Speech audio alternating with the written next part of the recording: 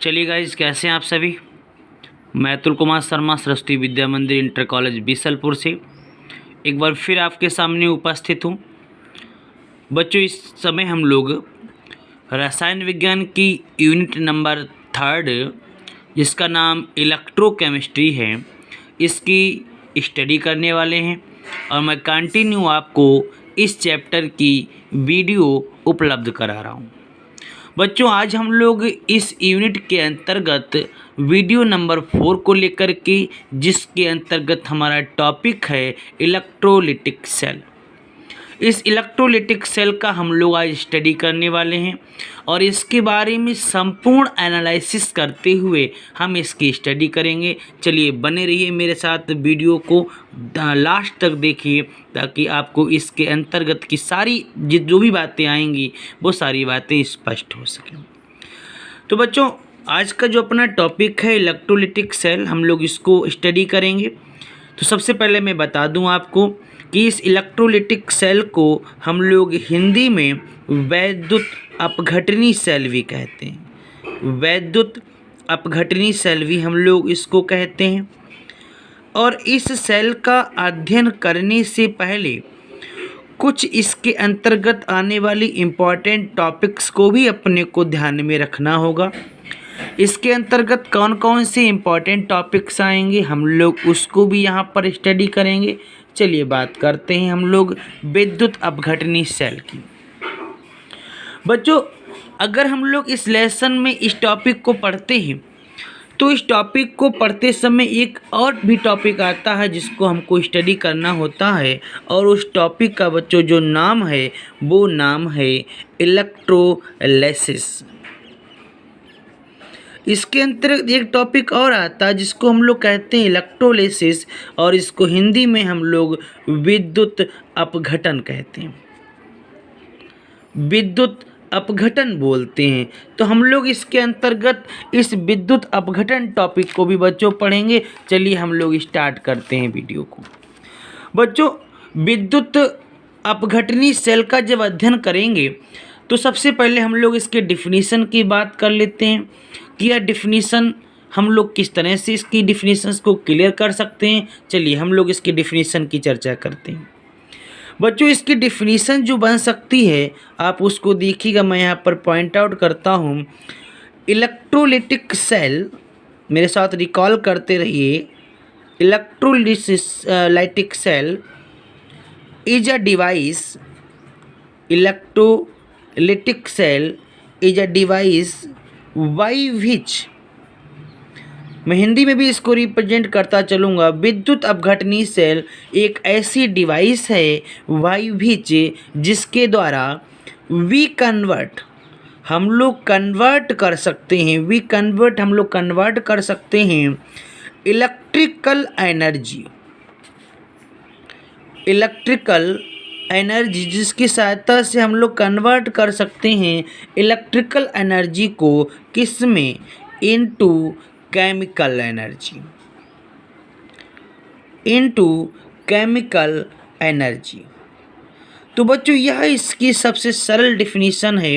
Electrolytic cell is a device, अर्थात विद्युत अपघटनी cell एक ऐसा डिवाइस है बाई विच जिसकी सहायता से या जिसके द्वारा वी कन्वर्ट, हम लोग बदल सकते हैं इलेक्ट्रिकल एनर्जी, विद्युत ऊर्जा को किस में, इनटू केमिकल एनर्जी, रासायनिक ऊर्जा में हम लोग बदल सकते हैं।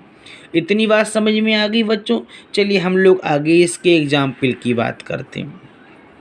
एग्जाम्पल भी हम लोग इस तरह से देखेंगे जो बिल्कुल सटीक हो, ताकि हम लोगों को बिल्कुल लाइव एग्जाम्पल मिल सके। बच्चों, मैं इन्वर्टर की बात करता हूँ। सबके घर पर इन्वर्टर होता है, मैं इन्वर्टर के लेकर के इसकी बात कर लेता हूँ। इन्वर्टर कैसे हम लोग यूज कर सकते हैं, चलिए मैं इन्वर्टर की कंडीशन बताता हूँ। बच्चों, मैं 2 कंडीशन लेता हूँ, और वो कंडीशन कौन कौन सी होंगी बड़ा ध्यान से देखिएगा। पहली कंडीशन की मैं बात करता हूँ, मान लेता हूँ हमारे घर पर प्रेजेंट टाइम में लाइट जो है वो आ रही है, और दूसरी मैं कंडीशन ले लेता हूँ जिस टाइम जो लाइट है वो चली गई है। तो ये 2 कंडीशन मैं लगा देता हूँ, मैं एग्जाम्पल लेता हूँ इन्वर्टर, और दो कंडीशन कौन कौन सी लगाई, एक कंडीशन यहाँ लगाइए जब लाइट आ रही है, और दूसरी कंडीशन वह लगाइए जब लाइट बच्चों चली गई है। अब बच्चों मैं आपको बता दूं कि जब लाइट आ रही होती है तब इन्वर्टर किसकी भांति कार्य करता है। तो बच्चों जब लाइट आ रही होती है तब यह इन्वर्टर काम करता है इलेक्ट्रोलिटिक सेल की भांति, इलेक्ट्रोलिटिक सेल की भांति, और जब लाइट चली जाती है तो यह काम करता है इलेक्ट्रोकेमिकल सेल की भांति। किसकी भांति बच्चों काम करता है, इलेक्ट्रोकेमिकल सेल की भांति। तो बहुत ध्यान देना इस बात पर जो मैं कह रहा हूँ। यह जो एक इन्वर्टर है, जो इन्वर्टर की यह डिवाइस है, यह दो तरह से काम करती है।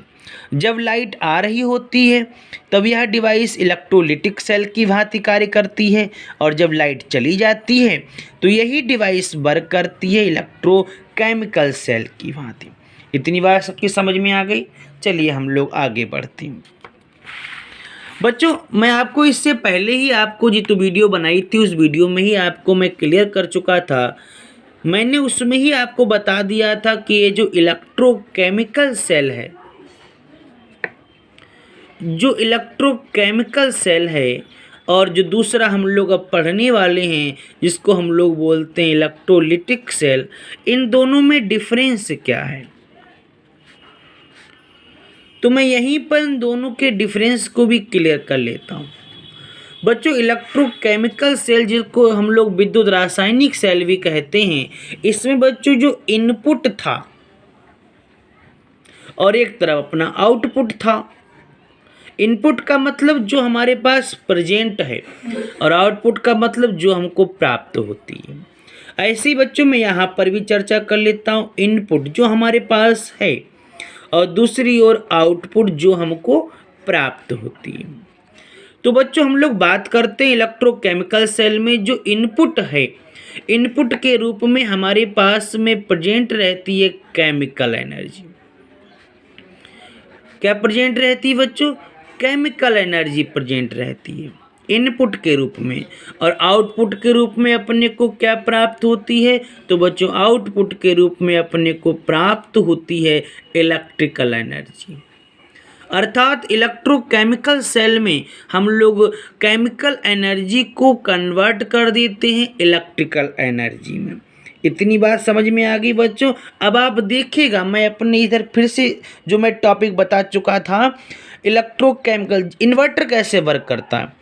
जब लाइट चली जाती है तब मैंने बताया कि यह इन्वर्टर इलेक्ट्रोकेमिकल सेल की भांति कार्य करता है।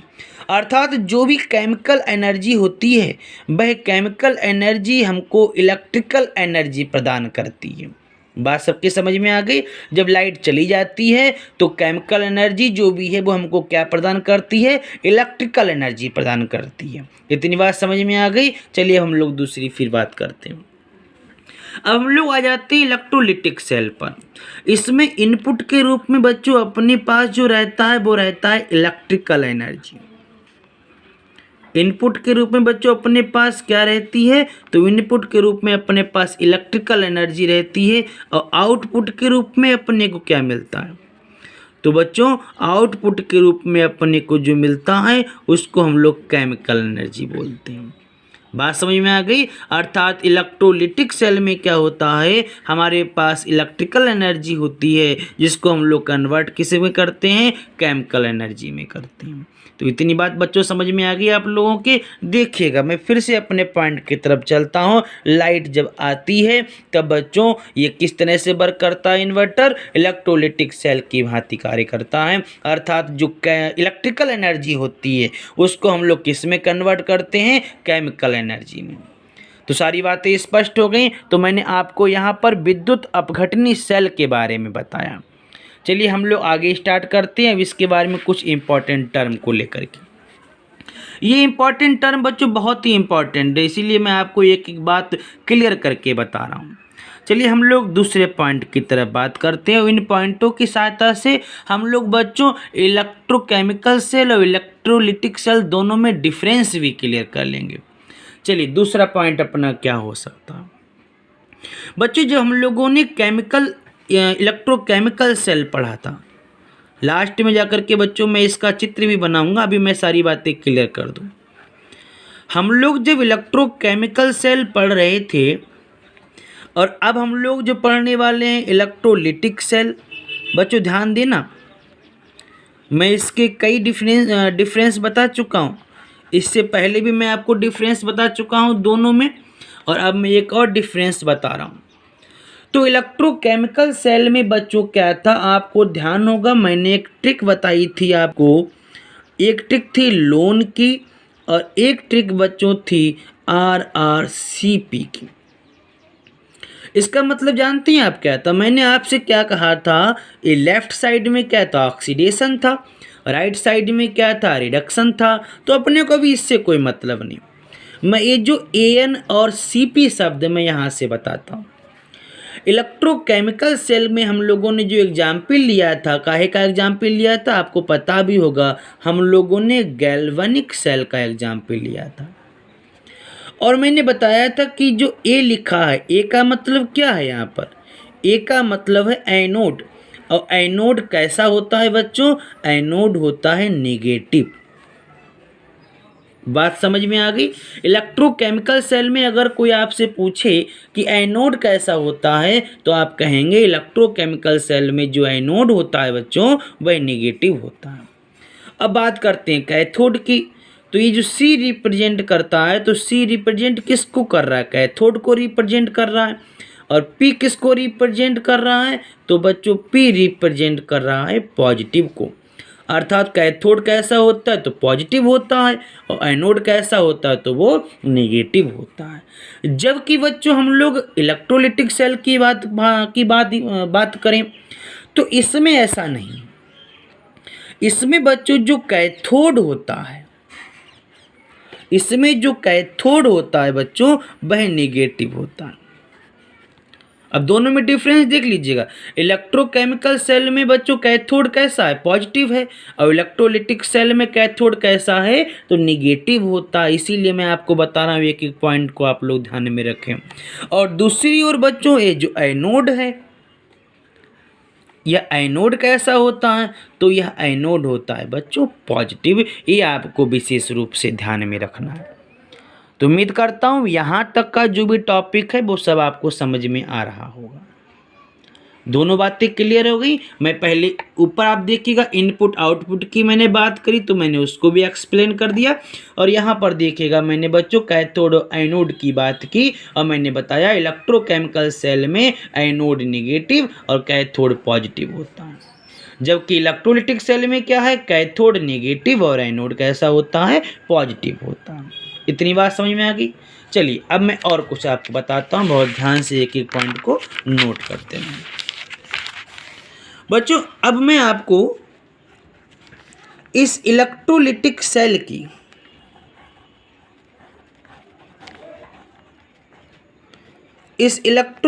सेल की कुछ अन्य बातें आपको बताने जा रहा हूँ। आप लोग इसको भी बहुत ध्यान से देखिए, बहुत ही मज़ेदार तरीके से मैं आपको सारे टॉपिक क्लियर कर दूंगा। बच्चों मैं आपको सबसे पहले एक बात बता दूं, एक कुछ ट्रिक की बात मैं बता दूं आपको, ताकि आपको सारी बातें स्पष्ट हो जाएं कि ये जो कैटायन होते हैं बच्चों, जो कैटायन होते हैं हमेशा, बहुत ध्यान देना बच्चों जो मैं बोल रहा हूँ, ये जो कैटायन होते हैं वो हमेशा कैथोड की ओर मूव करते हैं। किसकी ओर मूव करते हैं, कैथोड की ओर बच्चों मूव करते हैं। मूव का मतलब सब समझ रहे होंगे, मूव का मतलब चलना होना, यानी गति करना होता है। तो कैटायन हमेशा किस ओर गति करते हैं, तो कैटायन हमेशा कैथोड की ओर मूव करते हैं। और साथ ही साथ बच्चों ये जो एनायन है, ऋणायन बच्चों, वो हमेशा किसकी ओर मूव करते हैं, तो बच्चों एनोड की ओर मूव करते हैं। एनोड की ओर मूव करते हैं। बात सबके समझ में आ गई। फिर एक बार सुन लीजिए, कैथोड यानी सॉरी कैटायन हमेशा किधर मूव करेंगे, तो बच्चों कैटायन हमेशा कैथोड की ओर मूव करते हैं और आयनायन हमेशा एनोड की ओर मूव करते हैं। ये आप लोग ट्रिक ध्यान रखिएगा। और अगर यह ट्रिक इस तरह से समझ में नहीं आती है तो इसका एक तरीका और भी है बच्चों, वो कैसे हो सकता है आप देखिएगा। कैटायन का मैं सी ले लेता हूँ और कैथोड का मैं सी ले लेता हूँ। समझ में आ गया सबके? तो ये सी रहेगा। बड़ा ध्यान से देखना बच्चों, ये और भी ज़्यादा इजी ट्रिक रहेगी। सी का मतलब फर्स्ट सी का मतलब क्या हुआ, ये कैथोड, और कैथोड किधर जाएंगे, सी की ओर ही। दूसरा सी का मतलब क्या हुआ, ये आपका कैथोड हुआ। बात समझ में आ गई? ये कैटायन है, ये कैटायन रहा, और ये क्या चीज़ बच्चों रहा, ये कैथोड रहा। इतनी बात समझ में आ गई। अब देखिएगा मैं इसके दूसरी तरफ की बात करता हूँ, फिर मैं यहाँ पर ए लिखता हूँ। अब सी तो बात क्लियर हो गई। अब जब सी की बात क्लियर हो गई तो बच्चों मैं आगे की बात करता हूँ। अब यहाँ पर ए नहीं बन रहा है तो आप ये काम करिए, यहाँ पर आप एन नोट कर लीजिए। बच्चों फिर आप देख लीजिएगा, मैं भी ऊपर की ट्रिक की बात करता हूँ। सी का मतलब कैटायन। इतनी बात समझ में आ गई? सी का मतलब कैटायन और दूसरे सी का मतलब एनोड। चलिए बच्चों एक काम करिएगा, ताकि ऐसे समझ में नहीं आएगा तो मैं यहाँ पे ए ही यूज कर लेता हूँ, क्योंकि कुछ बच्चे ऐसे होते हैं जिनके लिए सेम टर्म का यूज करेंगे तभी उनको ज़्यादा समझ में आएगा।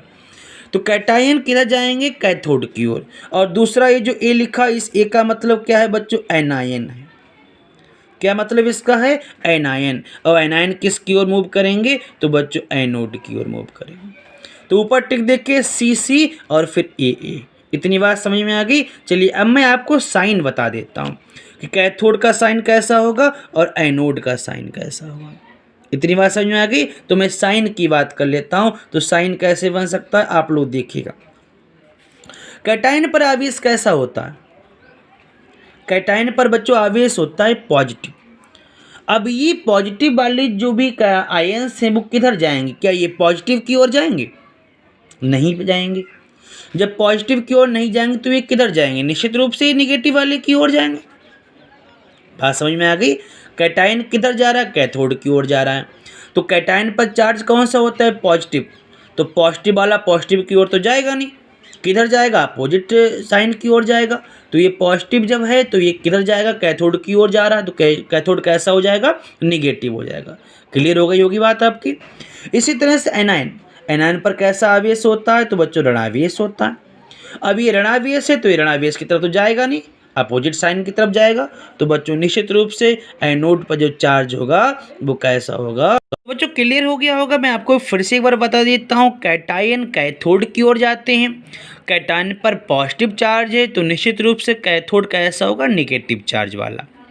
और इधर आप देखिएगा एनायन एनोड की ओर जाते हैं, एनायन पर चार्ज कैसा होता है, वो निगेटिव होता है। तो इसका मतलब बच्चों एनोड कैसा हो जाएगा, पॉजिटिव हो जाएगा। तो इतनी सारी बातें आपको समझ में आ गई होंगी। अब बच्चों हम लोग इस इलेक्ट्रोलिटिक सेल के अंतर्गत एक अन्य इम्पॉर्टेंट टर्म का यूज करेंगे, और उस टर्म को हम लोग कहते क्या हैं, उस टर्म को बच्चों हम लोग कहते हैं इलेक्ट्रोलाइसिस। हम लोग इसकी भी स्टडी करेंगे। इसको हिंदी में बच्चों कहते हैं विद्युत अपघटन।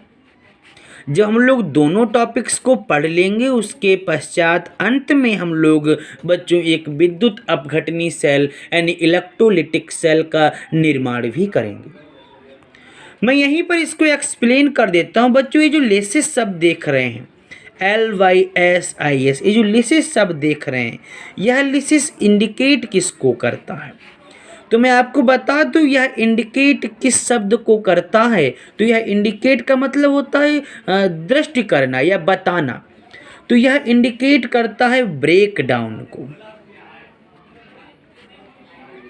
यह किसको इंडिकेट करता है, तो बच्चों यह इंडिकेट करता है ब्रेक डाउन को। ब्रेक डाउन का अर्थ आप लोग जानते होंगे। इसका अर्थ क्या होता है, इसका अर्थ होता है टूटना। और टूटना किसके द्वारा टूटना, मैं आपको ही बता देता हूँ। ये जो इलेक्ट्रो शब्द है, इस इलेक्ट्रो शब्द से बात निकल करके आएगी इलेक्ट्रिक, अर्थात इलेक्ट्रिक की सहायता से तोड़ देना। बात समझ में आ रही है।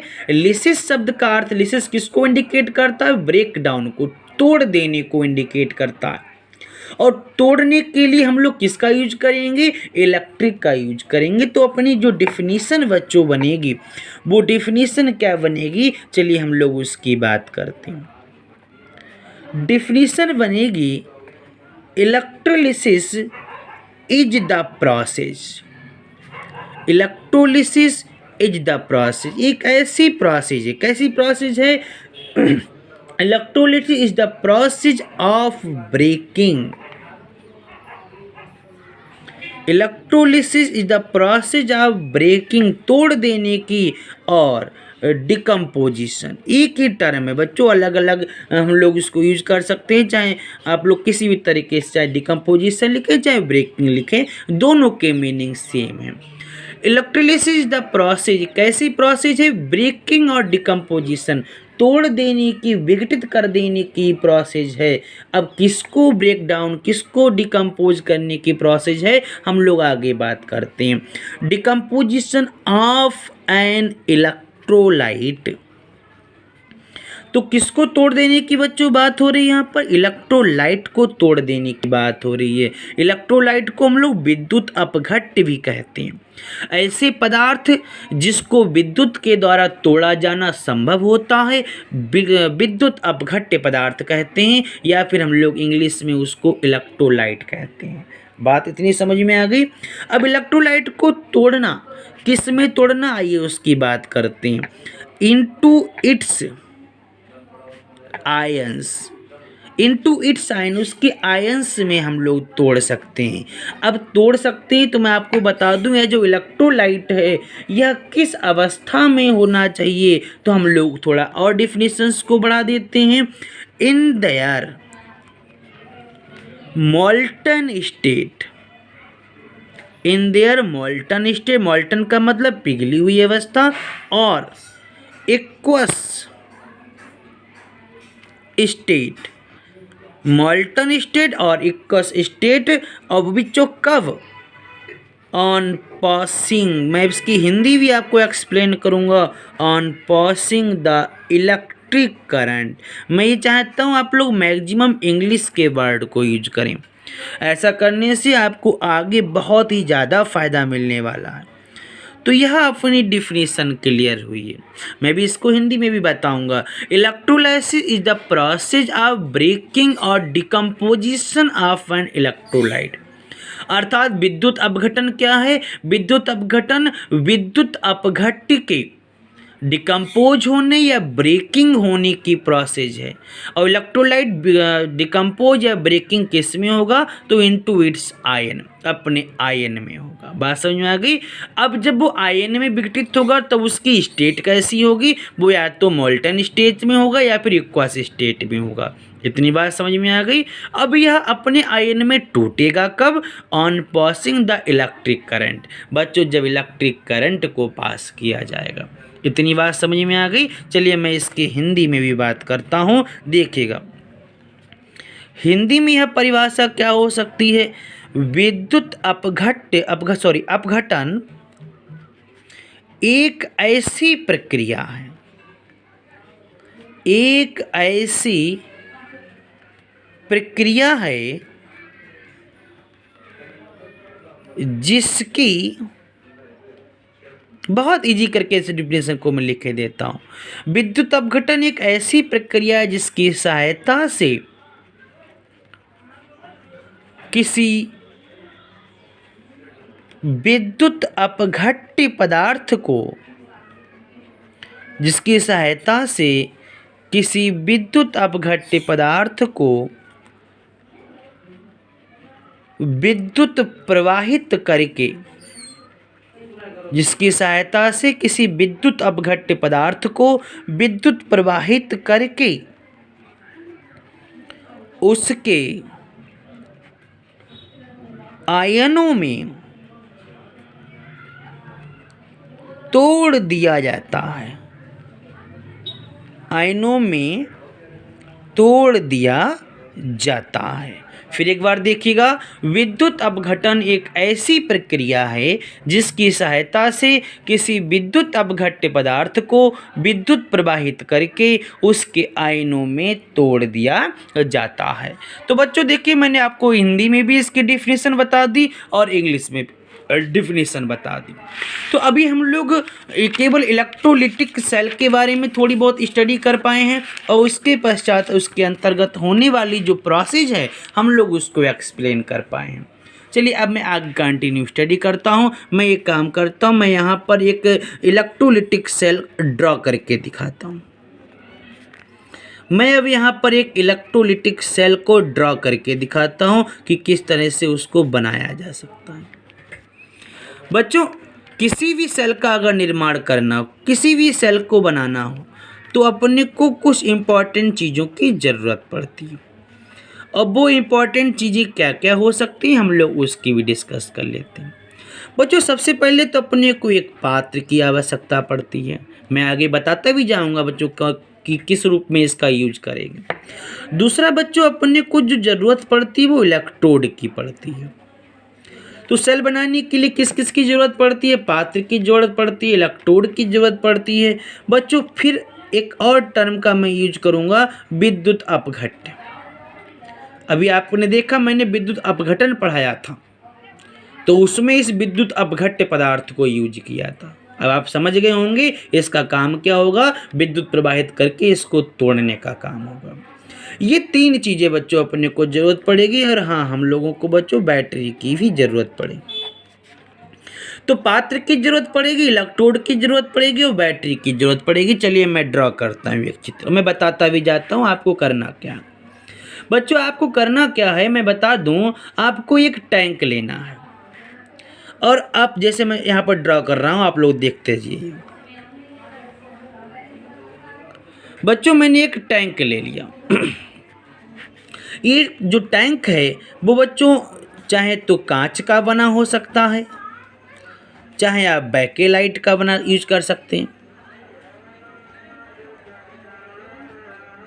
बात समझ में आ गई? तो ये जो टैंक है चाहे वो कांच का बना हो, चाहे वो बैकेलाइट का बना हो, कुल मिलाकर के बच्चों किसी विद्युत कुचालक पदार्थ का बना होना चाहिए। मैं यहाँ पर लिखे भी देता हूँ, विद्युत कुचालक पदार्थ।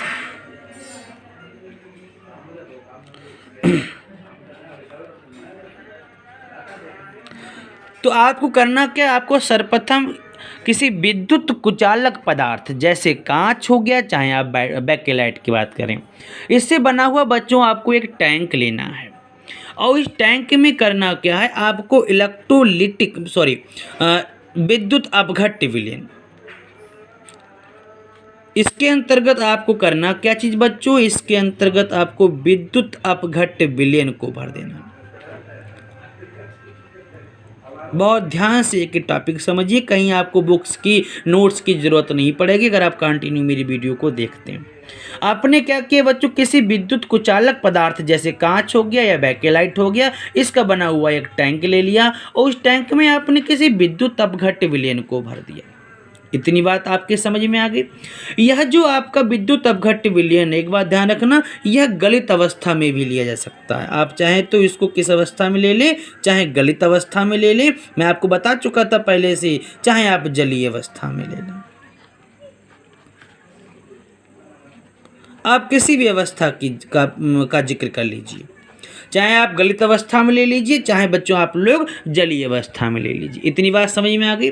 अब आपको करना क्या है, ये जो टैंक में भरे विद्युत अपघट्य विलयन को जो आप देख रहे हैं, इसमें करना क्या है, चाहे आप दो धातु की बनी हुई छड़ें, चाहे आप ग्रेफाइट की छड़ें, बड़ा ध्यान दीजिएगा जो मैं बात कर रहा हूँ, चाहे आप ग्रेफाइट की छड़ें ले लीजिए और चाहे आप क्या करेंगे, आप किसी भी धातु की छड़ें ले लीजिए और इस धातुओं की, चाहे आप ग्रेफाइट की छड़ों को बच्चों इस विद्युत अपघट्य विलयन में आंशिक रूप से डुबो दीजिए, हल्का सा। ये जो छड़ें हैं बच्चों इस विलयन में डूबी हुई होनी चाहिए। अगर ये छड़ें डूबी हुई नहीं होंगी तो यहाँ से बच्चों जो आयंस होंगे वो इन पर जमा नहीं हो पाएंगे। मैं आपको बता दूं, ये जो छड़ें हैं, चाहे आप इनको चाहे धातु की छड़ें हो सकती हैं, चाहे ग्रेफाइट की हो सकती हैं, आप इनको यूज कर लेंगे। और ये जो छड़े हैं बच्चों वो इलेक्ट्रोड का कार्य करेंगे। बात समझ में आ गई? वो एंड किसका काम करेंगी बच्चों? ये दोनों छड़े इलेक्ट्रोड का कार्य करेंगे। क्लियर हो गई बात? तब देखिएगा बच्चों, मैं ये काम करता हूँ, मैं इसका ये वाला जो सिरा इधर वाला हिस्सा जो लेफ्ट का, इस पर मैं बच्चों पॉजिटिव लिखे देता हूँ और ये जो दूसरा सिरा है इसको मैं नेगेटिव लिखे देता हूँ। इतनी बात समझ में आ गई? अब अपने आप ध्यान दीजिएगा बच्चों, जो पॉजिटिव वाला हिस्सा है ये आप जो इधर देख रहे हैं, ये जो पॉजिटिव वाला हिस्सा है बच्चों मैंने आपको बताया भी था, आपको ध्यान भी होगा, इस पॉजिटिव की ओर कौन जाता है और इस नेगेटिव की ओर कौन जाता है। मेरी वीडियो को आप लोग पीछे बैक करके देख सकते हैं ताकि आपको पिछली बातें जो मैंने बताई हैं वो सारी की सारी स्पष्ट हो सके। बच्चों मैंने आपको इस वीडियो की शुरुआत में ही बताया था कि जो इलेक्ट्रोलाइटिक सेल होता है उसमें जो कैथोड होता है उस कैथोड की ओर कौन जाता है, तो बच्चों उस कैथोड की ओर जो जाते हैं वो होते हैं कैटायन। और कैटायन पर बच्चों चार्ज कैसा होता है?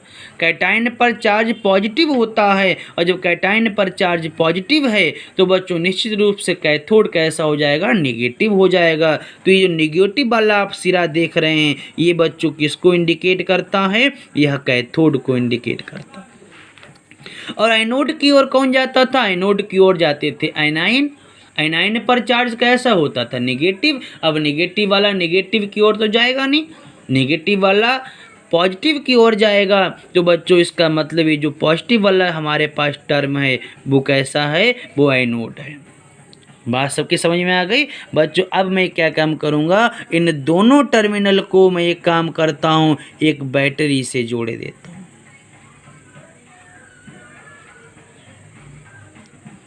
इस तरह से बच्चों मैंने एक बैटरी से जोड़ दिया। इतनी बात समझ में आ गई सब लोगों के? बैटरी का जो धनात्मक टर्मिनल है, बैटरी का जो धनात्मक टर्मिनल है बच्चों बड़ा ध्यान से देखिएगा, मैं आपको बता चुका हूँ। और ऋणात्मक टर्मिनल बच्चों मैंने ऐड कर दिए, वो मैंने जोड़ दिए। मैं आपको पहले ही बता चुका हूँ, जो पॉजिटिव वाला वो एनोड का काम करता है और नेगेटिव वाला बच्चों कैथोड का काम करता है। तो आप देख लीजिएगा बच्चों, यहाँ पर एक विद्युत अपघटनी सेल तैयार हो गया। जैसे ही आप धारा प्रवाहित करेंगे तो धारा प्रवाहित करने पर होगा क्या? ये जो विद्युत अपघट्य विलयन है मैंने बताया था वह अपने आयनों में टूटने लगेगा और अपने आयनों में टूटने लगेगा और कहाँ पर जमा हो जाएगा बच्चों? इन कैथोड एनोड पर जमा हो जाएगा। तो सबसे पहले ये बताइए कि इस चित्र को ड्रॉ करने में या इसकी प्रोसेस को लिखने में किसी प्रकार की कोई समस्या नहीं होगी आपको, ऐसा मेरा मानना। एक बार बहुत ध्यान से इस इलेक्ट्रोलाइटिक सेल को पूरा देख लीजिएगा, मैंने सारी बातें आपको स्पष्ट कर दी हैं। आप चाहें तो वीडियो को बार बार रिपीट करके बच्चों फिर से एक बार इस पूरी प्रोसेस को आप लोग देख सकते हैं। इतनी बात समझ में आ गई? उम्मीद करता हूँ ये सारी बातें आपको समझ में आ रही होंगी। चलिए बच्चों, मैंने आपको इलेक्ट्रोलाइटिक सेल की चर्चा कर ली, अब मैं इसके आगे का डिस्कस करता हूँ। बच्चों अब मैं यहाँ पर कुछ इलेक्ट्रोलिसिस एग्जाम्पल को लेने वाला हूँ। बहुत ध्यान से एक एक एग्जाम्पल को हम लोग पढ़ेंगे। मैं एग्जाम्पल नंबर 1 का डिस्कस करूँगा और एग्जाम्पल नंबर 1 में जो मैं डिस्कस करने वाला हूँ मैं उसकी भी चर्चा कर लेता हूँ। यहाँ पर हम लोग नंबर 1 एग्जाम्पल पढ़ने वाले हैं, इलेक्ट्रोलिसिस ऑफ एसिडिफाइड या एसिडिफाई वाटर। यहाँ पर जो सबसे पहले हम लोग इसके अंतर्गत एग्जाम्पल देखेंगे, एग्जाम्पल के रूप में बच्चों क्वेश्चन बन भी जाता है। हम लोग यहाँ पर जो चर्चा करने वाले हैं वो इलेक्ट्रोलिसिस ऑफ एसिडिफाई वाटर की बात क्लियर होगी, अर्थात एसिडिफाई वाटर का हम लोग इलेक्ट्रोलाइसिस कराएंगे। अब सबसे पहले तो हम लोग यही एक्सप्लेन कर लें कि यह जो एसिडिफाई लिखा हुआ है, एसिडिफाई वाटर वो है क्या, हम लोग इसकी चर्चा कर लेते हैं। तो बच्चों मैं आपको बता दूं कि जो प्योर वाटर होता है, बहुत ध्यान से सुनना मेरी एक एक बात, ये जो प्योर वाटर होता है बच्चों, यह प्योर वाटर जो है वो बैड कंडक्टर होता है। बात समझ में आ गई सब लोगों के? एक एक पॉइंट को नोट करते रहना। यह जो प्योर वाटर हमारा होता है वो बच्चों बैड कंडक्टर होता है। इसलिए उसमें हम लोग क्या करते हैं, इलेक्ट्रिक का फ्लो नहीं कर पाते। लेकिन जब इस प्योर वाटर में बच्चों हम एक काम करते हैं, हम लोग डाइल्यूट एसिड, और डाइल्यूट एसिड के अंतर्गत मैं मान लेता हूं बच्चों जैसे H2SO4। जब मैं फिर एक बार बता देता हूं, ये जो प्योर वाटर है बच्चों वो बैड कंडक्टर होता है।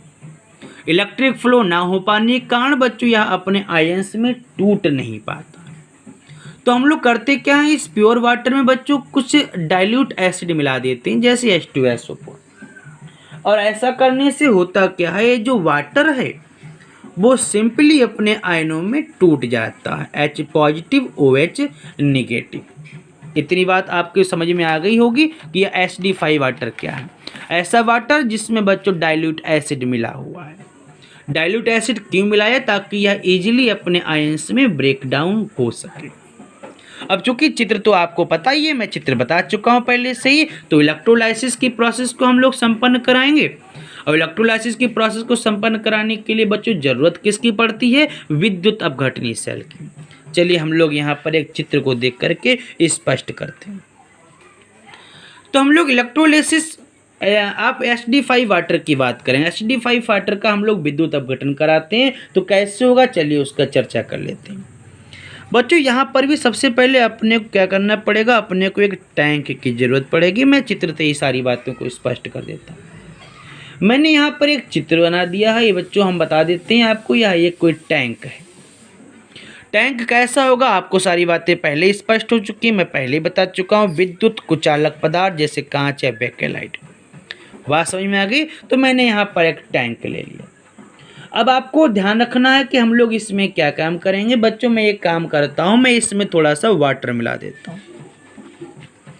देखिए बच्चों मैंने इसमें क्या किया, इस टैंक में हमने वाटर को भर दिया। यह वाटर मैंने बच्चों इसके अंतर्गत भर दिया। अब मैं आपको बता चुका हूँ कि वाटर में तो हम लोग इलेक्ट्रिक फ्लो नहीं कर सकते क्योंकि वो वाइड कंडक्टर है। तो मैं एक काम करता हूँ बच्चों, इसमें कुछ मात्रा में डाइल्यूट H2SO4 मिला देता हूँ। जब आप डाइल्यूट H2SO4 मिला देंगे तो यह जो वाटर है वो बच्चों कैसा हो जाएगा, वो हो जाएगा एसिडिफाई। यह वाटर कैसा हो जाएगा बच्चों, तो यह वाटर हो जाएगा एसिडिफाई वाटर। इतनी बात समझ में आ गई। अब बच्चों एक काम करते हैं, हम लोग क्या काम करते हैं, इसके अंदर हम लोग दो उल्टी टेस्ट ट्यूब रख देते हैं। एक टेस्ट ट्यूब मैंने ये रख दी और एक यह टेस्ट ट्यूब रख दी। अब आप देखिए मैंने इसके अंतर्गत दो टेस्ट ट्यूब उल्टी करके रख दी हैं। मैं यहाँ पर लिखे भी देता हूँ, मैं एक साइड में लिखे देता हूँ, दूसरा आप ध्यान रखना। यहाँ पर बच्चों मैंने टेस्ट ट्यूब ले ली। आपने एक्सपेरिमेंट किए होंगे लैब में, तो वहाँ पर आपने टेस्ट ट्यूब को काफ़ी बार यूज किया होगा। तो बहुत ध्यान से प्रोसेस को सुनते रहना बच्चों। मैंने टेस्ट ट्यूब उल्टी करके रख दी। अब इस टेस्ट ट्यूब में करते क्या है बच्चों, उसको भी सुन लीजिएगा बच्चों। हम लोग क्या करेंगे, यहाँ पर प्लेटिनम का तार लगा देंगे। इन टेस्ट ट्यूब में क्या करेंगे, प्लेटिनम का तार लगा देंगे और इन टेस्ट ट्यूब पर बच्चों प्लेटिनम का हम सीट कवर लगा देंगे। बहुत ध्यान से एक एक पॉइंट को सुनिएगा। यहाँ पर बच्चों मैं सीट कवर को यूज कर लेता हूँ। देखिए बच्चों, यह मैंने प्लेटिनम का यहाँ पर कोटेड कर दिया। इसी तरह से मैं यहाँ पर भी प्लेटिनम से इसको कोटेड कर देता हूँ और यह प्लेटिनम का तार थोड़ा इधर लगा लिया। बच्चों बहुत ध्यान से एक एक बात को सुनिए। मैं आपके लिए वीडियो बना रहा हूँ, मेहनत कर रहा हूँ ताकि आप लोगों को अच्छे नंबर मिल सके। तो बच्चों मैंने टेस्ट ट्यूब को क्या किया, मैं यहाँ पर लिखे भी देता हूँ। प्लेटिनम का तार लगा करके प्लेटिनम के तार से उसको बच्चों कोटेड कर दिया। कोटेड का मतलब उसको कवर्ड कर दिया। इतनी बात समझ में आ गई। मैंने यहाँ पर इसको पॉजिटिव टर्मिनल दिखा दिया, इसको नेगेटिव टर्मिनल दिखा दिया। अब आपको पता ही होगा बच्चों नेगेटिव वाला किसको इंडिकेट करता है, तो नेगेटिव वाला बच्चों कैथोड को इंडिकेट करता है। और पॉजिटिव वाला किसको इंडिकेट करता है, तो पॉजिटिव वाला बच्चों एनोड को इंडिकेट करता है। तो यह अपना एक सेल बन चुका है और इस सेल की सहायता से हम लोग क्या करने वाले हैं, हम लोग इलेक्ट्रोलिसिस करने वाले हैं आप HD5 वाटर का। अब बच्चों मैं एक काम और करता हूँ बच्चों, मैं बैटरी यहाँ पर ज्वाइन कर देता हूँ। मैंने बैटरी भी ज्वाइन कर दी। अब जैसे ही बच्चों इलेक्ट्रिक पास आप करना शुरू करेंगे, बहुत ध्यान से मेरी बात सुनना बच्चों। अब मैंने चित्र तो बना लिया है, अब पॉइंट की बात करेंगे। जैसे ही आप इलेक्ट्रिक फ्लो करना शुरू कर देंगे तो बच्चों वैसे ही जो वाटर है, एक एक बात बहुत ध्यान से लिख लेना, चाहो तो इसका स्क्रीनशॉट ले लो, क्योंकि मेरे को बच्चों पेज पलटना पड़ेगा, क्योंकि पेज पलटने से ही बच्चों हम लोग आगे की प्रोसेस कर पाएंगे। मेरा पेज भर चुका है, तो आप लोग बहुत ध्यान से इस चित्र को देखते रहना, मैं पेज पलट रहा हूँ। तो बच्चों जैसे ही आप इलेक्ट्रिक का फ्लो करेंगे, वैसे ही जो वाटर है वो अपने आयंस में टूटने लगेगा। किस तरह से रिएक्शन क्या हो सकती है, आप लोग रिएक्शन भी देख लीजिएगा। इस तरह से बच्चों यह अपने आयंस में टूटने लगेगा 2H पॉजिटिव, और ये टूटेगा किस में, 2H पॉजिटिव, सॉरी 2H2O, या किस में टूटेगा, 2H positive and OH negative. इतनी बात समझ में आ गई। अब कभी कभी आपसे यह भी पूछा जा सकता है कि इलेक्ट्रोलिसिस होता है जब किसका, एसिडिफाई वाटर का, तब कैथोड पर कौन सी गैस मुक्त होती है और एनोड पर कौन सी गैस मुक्त होती है। तो चलिए हम लोग उसकी भी चर्चा कर लेते हैं कि कैथोड पर क्या पॉसिबल होगा और एनोड पर क्या पॉसिबल होगा।